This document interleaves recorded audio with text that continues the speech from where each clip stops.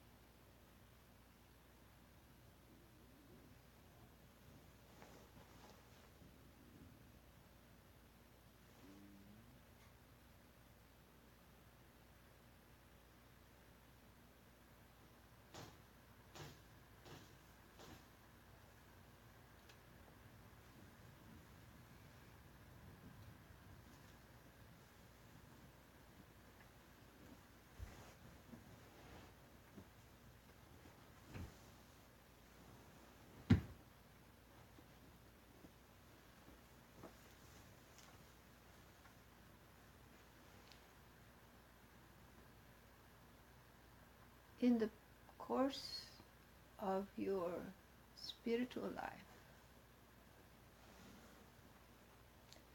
there comes a time when you must honestly ask yourself, how serious are you?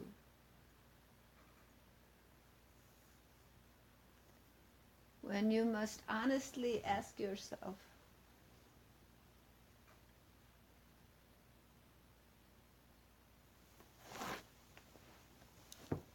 can you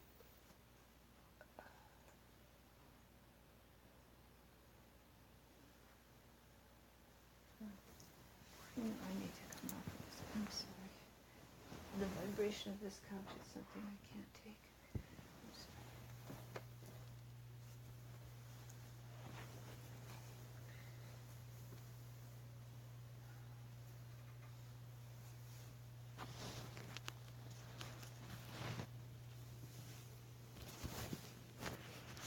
In your spiritual life, asking yourself,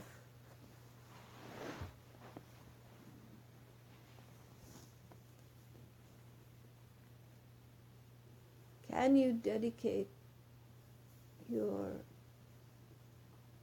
life to knowing the divine? You know, when people first enter the spiritual path,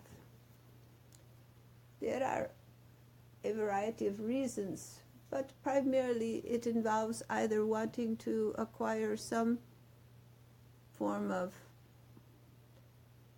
self-improvement, to be able to concentrate better, to study better, to gain some sort of intuitive abilities, to acquire something for their ego, for their I feeling, for their personal welfare.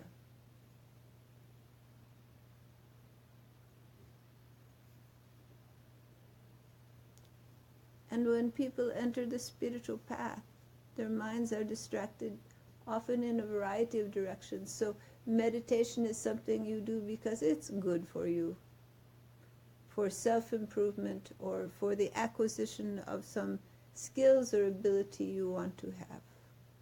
It's good for you. So it becomes incorporated as part of your life. But who are you?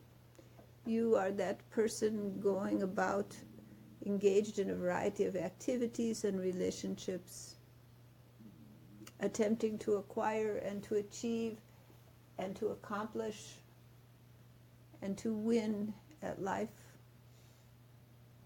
to have a good life.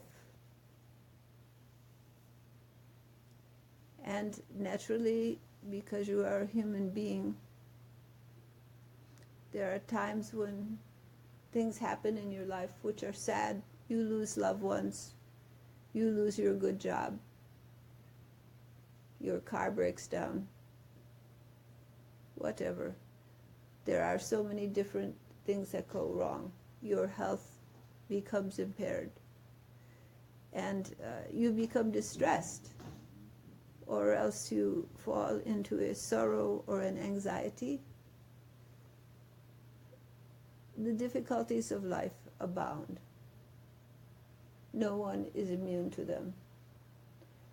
And though you meditate, though you eat the right food and you do all the right things, still you struggle to stay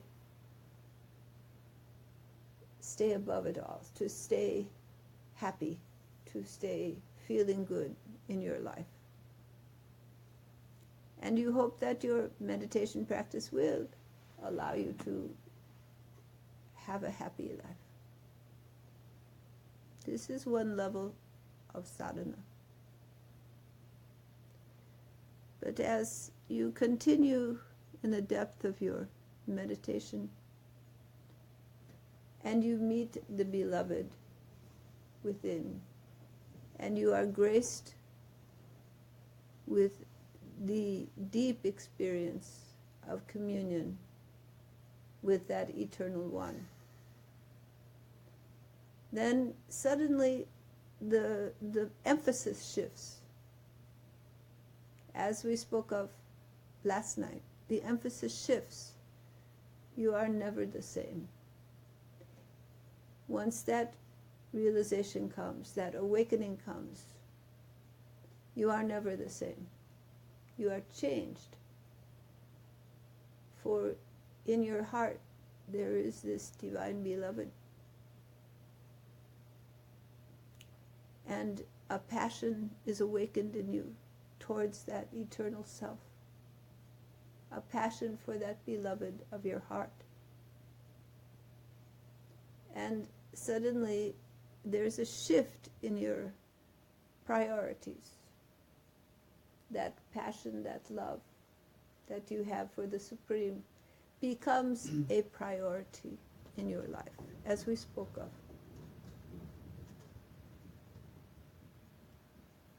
But still, your life is split between that deep, eternal passion and your relationships, your obligations, your commitments in the world around you, and your identity with your I feeling, your identity with being the person who lives in your particular physical structure. Naturally, you know with your mind that a time will come when this physical structure will be no more, when the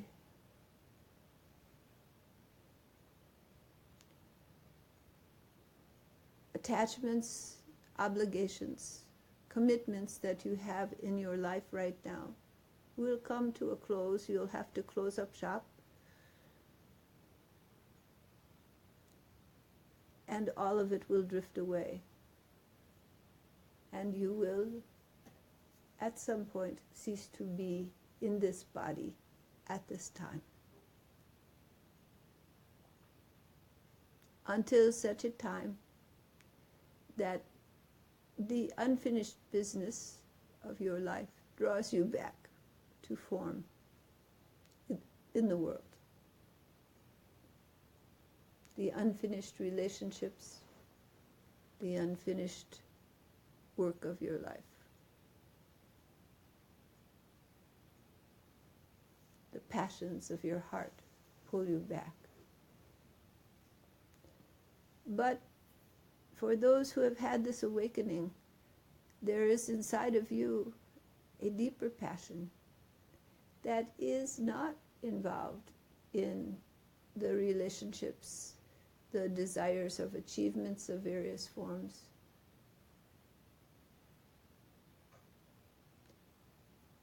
A passion for God that has come to fill your heart and affect your mind. And as you go on in your sadhana, there comes a point where you must ask yourself, How serious am I?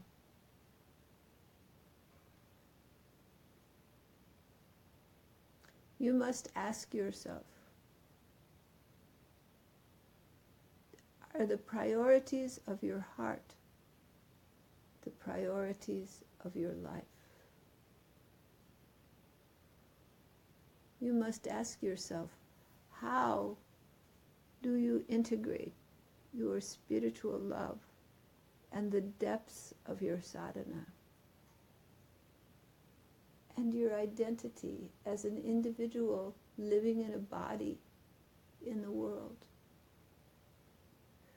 For if you simply do your sadhana, you enjoy your communion with the Supreme.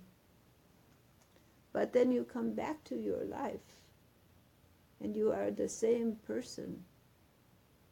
Maybe a little changed, but basically the same, trying to achieve your happiness, stay mentally balanced, stay emotionally balanced, not be swung too far by the trials and tribulations that hit you in life.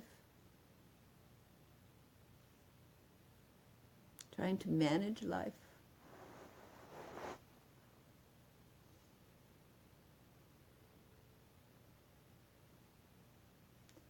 But the management of your life, of the sorrow and the happiness in your life, is the management of your identity with your body and mind, and with the I feeling, with the sense of individual small self.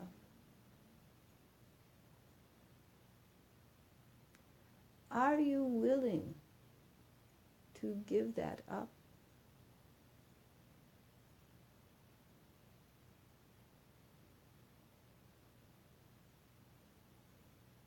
Are you willing to take a leap of faith? Are you willing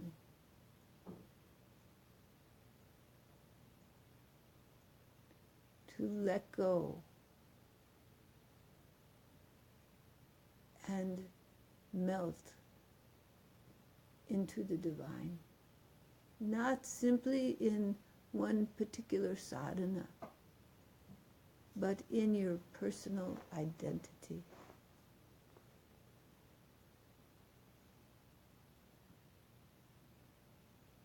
You know, they say in religion, God is held high on some throne in the heavens, and because he is held high on some throne in the heavens, he's far away. You're always striving to achieve proximity. When you do Brahma sadhana, when you do deep meditation, that God is just with you. And you let go in your deep meditation into that beloved. You surrender. You commune. You melt into that awareness that is behind all form, that infinite love, that infinite intelligence. But are you willing to give your whole life to that beloved?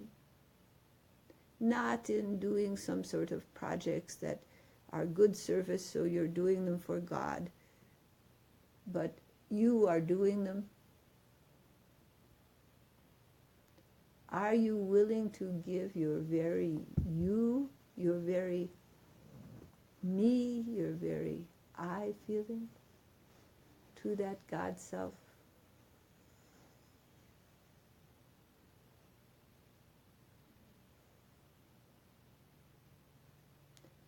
To not hold that surrender of identity, that melting in, apart from you? Are you not, when you hold it apart, oh, I'm not worthy to be realized, to be one with my Gurudev, with the God within. I am not worthy. Do you not put that Guru, that God, that self, that one, like the religious person high in the heaven apart? What is it in you that holds apart and won't let that infinite beloved fully in?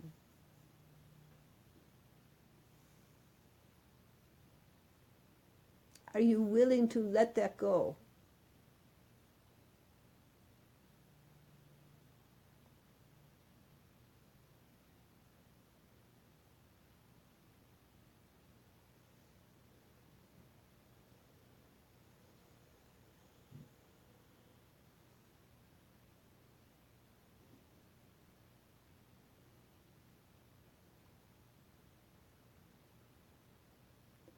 To give all that you are, including your personal identity, to that one beloved of your heart.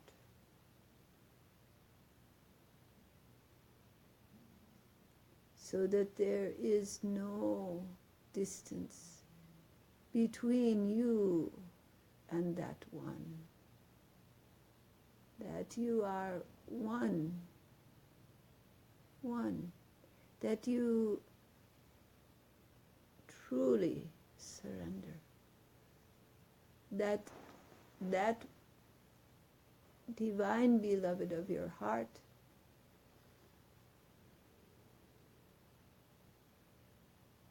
is the essence of your life. Just there, always.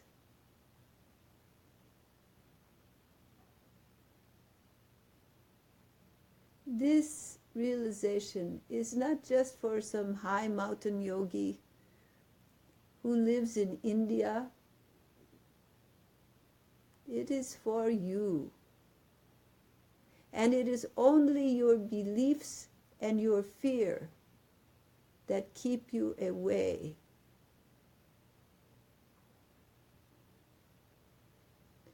When your heart is surrendered,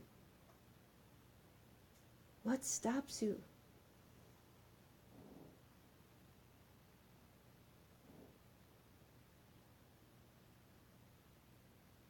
Attachment?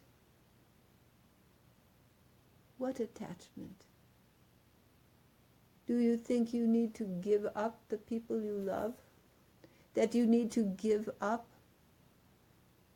the things you enjoy? No. It is not the people you love you give up. It is the sense of I am apart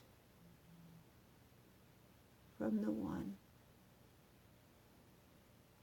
That is what you must give up. Let go.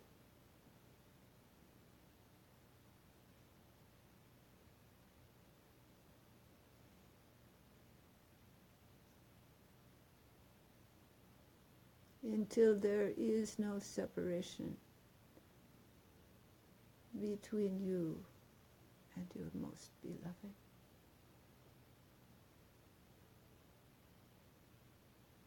You may think, oh, that would be ego. Does that feeling come? That to think that is a kind of heresy. To think, this is God. It's a kind of heresy.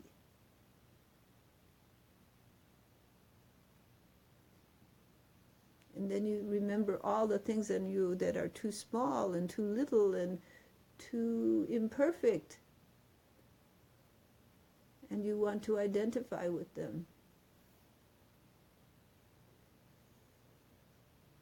Not commit heresy.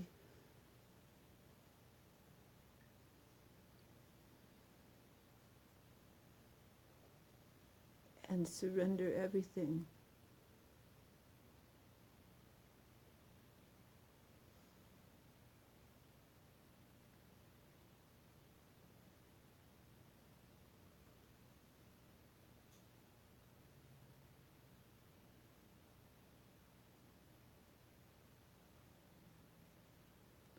Let your most beloved dwell in the body that you have.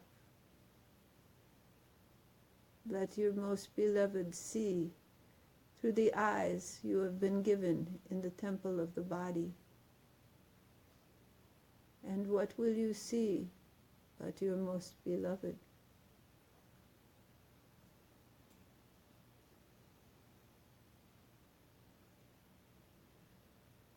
For God dwells in all beings.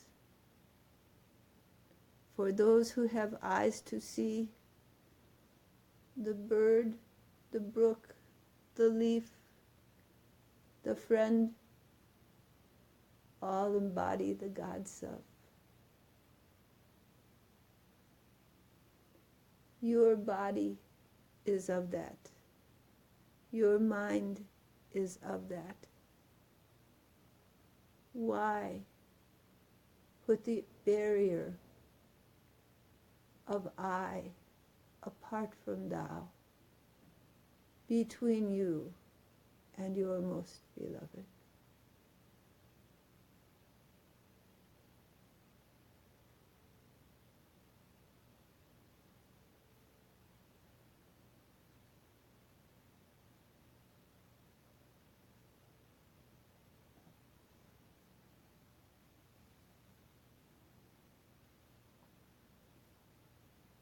Think on it.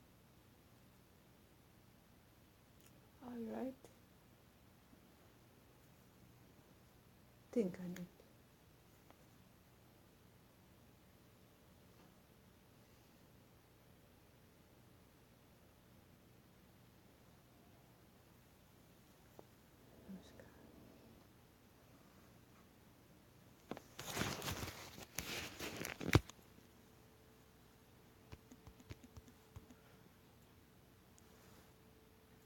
Perhaps you can do a little more meditation, a few minutes. Huh?